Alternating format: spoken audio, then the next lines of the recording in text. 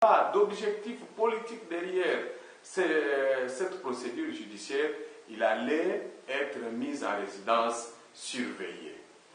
Le cas du président Chaloupes, mais le président Chaloupes n'utilise pas ses noms ou ses passeports seulement.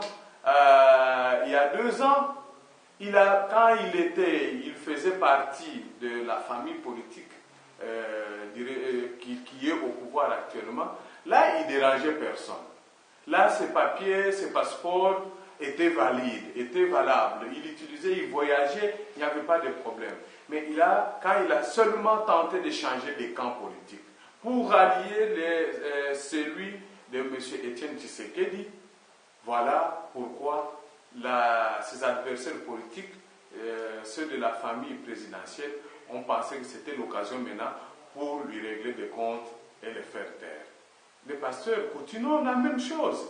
Mais l'histoire avec le pasteur Ngalassi et consorts, ça a été un montage pour justifier seulement la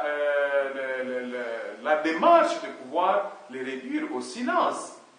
Donc, on a vu dans quelles circonstances son procès s'est tenu et toutes les implications politiques, les interférences qui ont été faites à gauche et à droite pour absolument obtenir sa condamnation. C'est parce qu'à l'époque, il s'était présenté comme un proche ou un soutien du sénateur Jean-Pierre Bemba. Donc, tous ces gens sont bel et bien des détenus ou des prisonniers politiques. Et ils doivent être libérés. Ils doivent être libérés, c'est peut-être la question, sous quelle forme. Nous disons qu'ils ne doivent pas être libérés sous n'importe quelle forme. Ils doivent être amnistiés. Ils doivent être amnistiés pour ceux qui ont été condamnés comme les pasteurs Coutinho, comme par exemple le président Chaloupes, parce qu'eux ont été condamnés. Ils doivent être carrément amnistiés pour effacer tous ces faits, de sorte que les effets soient ceux des faits qui n'ont jamais existé, de manière à leur permettre de voir leur casier judiciaire nettoyé. Mais en ce qui concerne le président Eugène, nous pensons qu'il doit être libéré et que les poursuites engagées contre lui, que ce soit les poursuites en rapport avec les faits, entre guillemets, de viols sur mineurs, que ce soit les faits, entre guillemets, des tentatives de vouloir attaquer le président de la République et le Premier ministre, parce que ce sont des charges qui ont été ajoutées, que ces poursuites sont abandonnées carrément. Mais quand même, vous êtes dans le processus pour, n'est-ce pas, obtenir le moyen auquel il peut prendre soin qu'il est malade, le président Eugène Djomim-Ndonga, là. Ouais. Où en êtes-vous avec... Alors, là, c'est encore un autre élément, c'est encore une autre preuve qui démontre qu'il est réellement un détenu politique. Parce que pourquoi on peut lui dénier des droits fondamentaux qui sont garantis à toute personne qui fait l'objet de poursuites judiciaires dans une phase préjuridictionnelle, c'est-à-dire avant le jugement. On lui refuse d'abord, on lui méconnaît le droit de vivre à sa résidence en attendant son jugement tel que décidé par la Cour suprême à 3 reprises. Et là, qui s'oppose, c'est le parquet général de la République. Vous avez déjà vu où un parquet général de la République qui refuse d'exécuter la décision de la haute cour, comme le cas d'espèce. Est-ce que vous pensez que le procureur général de la République pouvait le faire s'il n'avait pas des soutiens politiques? Parce que c'est inadmissible, impensable, cet état des choses. Et ça bousculait aucune personne dans les milieux des institutions politiques jusqu'à ce jour. Deuxièmement, il est sérieusement malade. Il demande à ce qu'il puisse accéder aux soins de santé. On l'amène au camp Kokolo où il est consulté, le médecin prescrit des examens et avec un traitement approprié. Et il recommande même à ce qu'il soit amené dans un autre centre ou une clinique spécialisée. Ils choisissent d'aller au centre Nganda. Mais les directeurs de prison, les gardiens, d'abord hésitent pour signer l'ordre de transfert.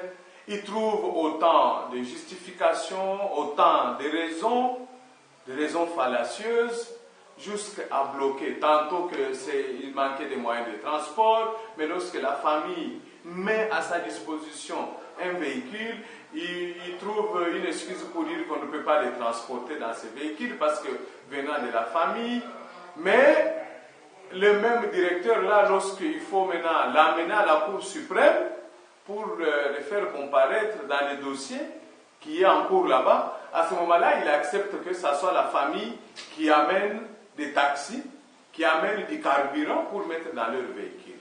Donc, vous trouvez que déjà cette attitude trahit fondamentalement les vraies raisons pour lesquelles le président Johnny Dongala est détenu aujourd'hui.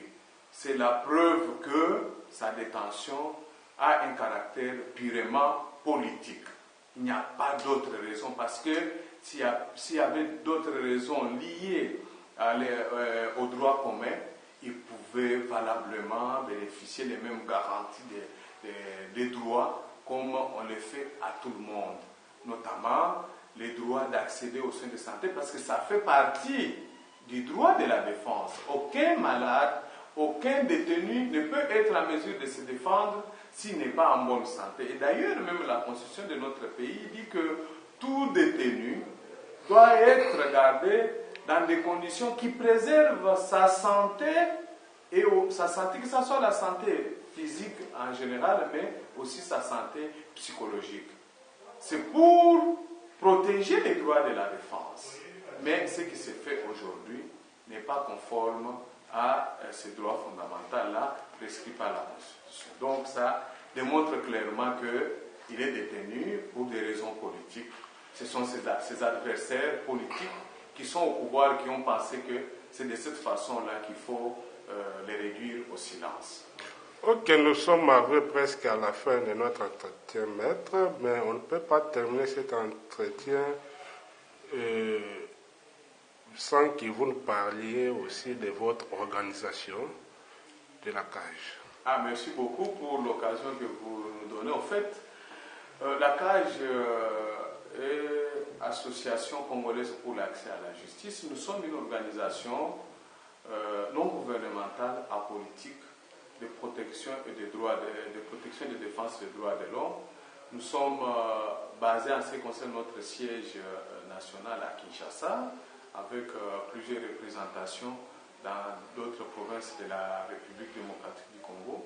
Nous travaillons fondamentalement pour la promotion et la défense des droits fondamentaux des citoyens par la justice nationale et la justice internationale. Donc nous soutenons des victimes de violations des droits de l'homme, comme les cas des journalistes, des opposants politiques qui sont harcelés ou persécutés, ou des militants des droits de l'homme, ou tout autre citoyen qui n'est pas en mesure de se défendre valablement, parce que pour nous, l'unique façon de protéger et de défendre les droits de l'homme, c'est par la justice. Et nous encourageons aussi les citoyens à pouvoir utiliser les mécanismes judiciaires, tant au niveau national qu'au niveau international, pour faire promouvoir et faire respecter les droits fondamentaux des citoyens. Maître, vous êtes suivi partout au monde. Partout où les Congolais se trouvent, un mot de la fin pour conclure cette émission. Tu lances un mot pour les Congolais de la diaspora qui vous suivent. Alors, un mot, c'est à l'intention des Congolais de la diaspora, c'est de rester toujours solidaires. Parce qu'aujourd'hui, au niveau de notre organisation, nous sommes très préoccupés par un phénomène très très dangereux, c'est-à-dire le manque de solidarité entre les Congolais.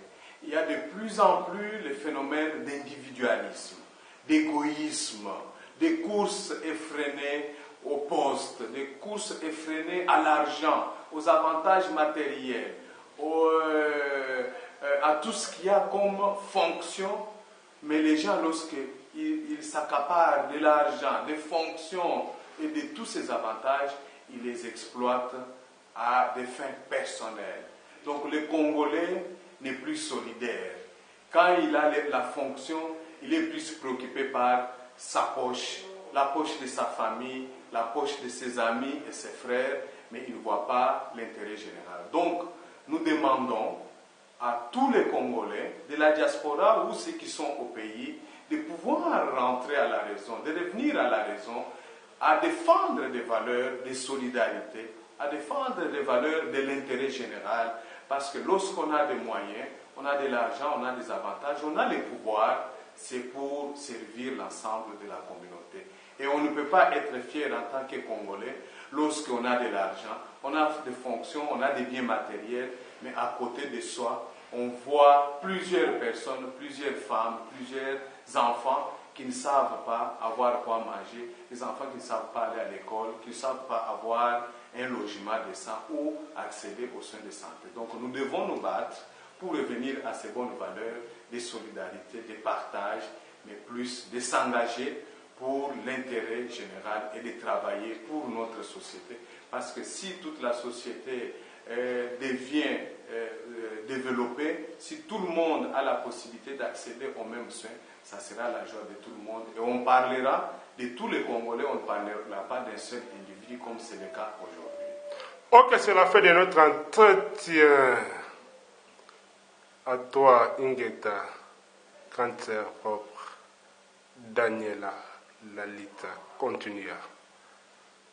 Roseline, le peuple d'abord, tu es la rose, là où tu es. Ingeta, Pachelikos national, Boketu premier, vieux, Mbote na Musika, Jano Kabuya, Bendele toujours. Annick Malouka, on est ensemble. Patrick Ankou, on est de guerre, on est ensemble. Je vous remercie, maître. À vous autant, M. Nixon.